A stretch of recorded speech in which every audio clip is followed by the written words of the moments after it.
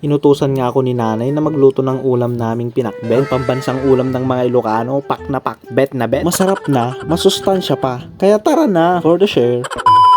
From this moment ay maghapon nga tayong hihiga. Joke lang. Magre-relax muna tayo bago tayo utusan. May pupuntahan daw kasi si nanay kaya tayo yung magluluto ngayon. Kaya sabi ko, nay, itabi mo ako na. Nakabili na pala si nanay kay uncle na suki niya. Si uncle nga pala ay nagtitinda siya gamit ang kulong-kulong. For the share, may hilig pala si nanay sa mga gulay-gulay. May lahi kasi kaming kambing. Aray kamangyan niya. May pagka-doktor kasi si nanay. Lagi kaming pinagsasabihan na kumain daw kami ng mga masustansyang pagkain tulad ng gulay, prutas at kung ano-ano pa para hindi daw kami magkasakit. Kaya sinusunod namin si nanay para sa ikabubuti din namin dito sa bahay. At para maabot din natin yung mga edad ng mga lolo't lola natin. For the share, at dito nga naghanda na ako ng kutsilyo, kasirola at mga kailanganin natin sa pinakbet tulad ng talong, kamatis, malunggay, sili, okra, at may mahal na siyang iba. Ay iba pala yun. Ilang minuto ko nga palang ginawa itong sahog na gulay. Tinignan ko kasi ng maayos baka may uod sa loob. Alam mo na pag gulay, maraming worm. Wow, English. Yung iba kasing nagluluto ng mga gulay, hindi na nila hinihiwa hanggang sa loob kasi dun lang din naman galing yung mga uod sa gulay. For the share. At yan, hugas na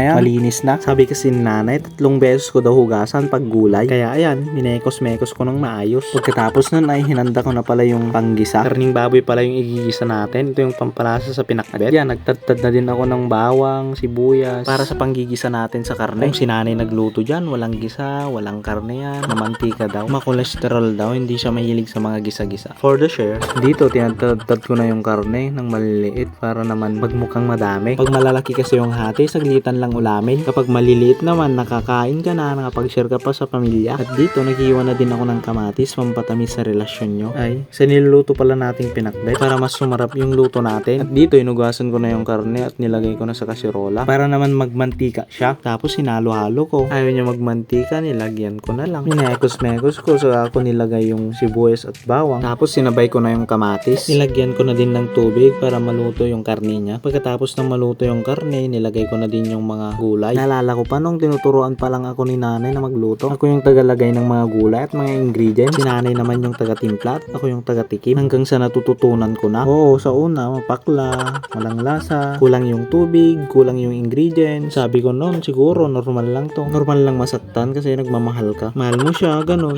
Joke lang. Sa pagluluto pala yon, normal lang na hindi mo makuha yung lasa sa umpisa. Pero pag inulit-ulit mo na, matututo ka na talaga. Tsaka lahat ng bagay natututunan. So ayan, luto ng ating ulam na pinakbet. Pak na pak, bet na bet. Ayan, hanggang dito na lang muna. Kakain pa tayo. Bye-bye!